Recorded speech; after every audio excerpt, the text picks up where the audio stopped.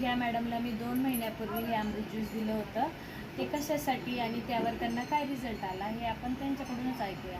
सांगा मॅडम. मी विक्रोळीवरनं बोलते आहे. मी हे या मॅडमनी मला पित्ताशयाच्या मध्ये स्टोन होते. मला ऑपरेट करायला सांगितलेलं.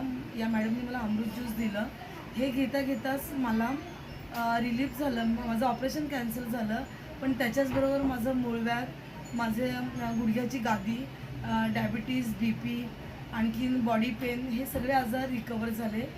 म्हणजे हे औषध नाही आहे, हे एक अमृत ज्यूस आहे आणि त्याप्रमाणेच काम करते. तर प्रत्येक घराघरी हे अमृत ज्यूस पोहोचलं पाहिजे आणि सगळ्यांनी हे घेतलं पाहिजे.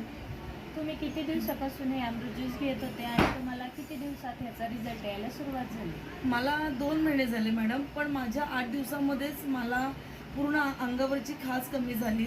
मला काही पण खाल्लं की मला पचन नाही व्हायचं, कारण स्टोनचं जास्त प्रमाण असल्यामुळे ते त्रासदायक व्हायचं. पूर्ण बॉडी माझी लाल होऊन जायची. पण जशी माझी एक बॉटल माझी गेली माझ्या पोटामध्ये, तशी पूर्ण मी रिकवर होत गेले आणि आता तर एकदम पूर्ण मी बरी झाली आहे.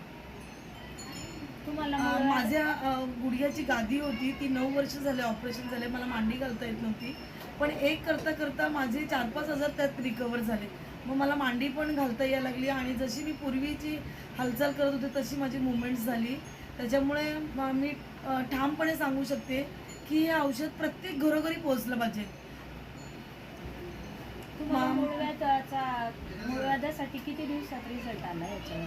मूळव्याधाचं ते सांगते काय, म्हणजे एक बॉटल माझी जात राहिली ना, दुसऱ्या बॉटलला मला एक मला जाणवायला लागलं की माझं हे कमी झालंय, ते कमी झालंय. आणि असं करता आता मला 2.5 महिने झाले, मी पूर्ण रिकवर झाली. आणि मांडी घालताना पूर्वी मी मांडी घालताना अशी पूर्ण झोपून जायची पाठीमागे, त्यामुळे पाय फोल्ड व्हायचा नाही माझा. पण आता या औषधाने मी इतकी इझीमध्ये मी मांडी घालू शकते. मी जरा दाखवते तुम्हाला. मी मांडी घालताना पूर्वी माझी कंडिशन कशी होती.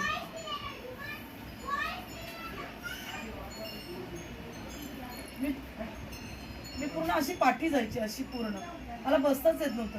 पण ही मांडी घातल्यामुळे पूर्ण माझी पोझिशन अशी झाली, म्हणजे मी नॉर्मल माणूस जसा बसू शकतो तशी बसायला लागली. त्यामुळे प्रत्येक घरामध्ये अमृत ज्यूस हे पोहोचलं पाहिजे. सगळ्यांनी ते म्हणजे व्यवस्थित घेतलं पाहिजे, एवढं मी सांग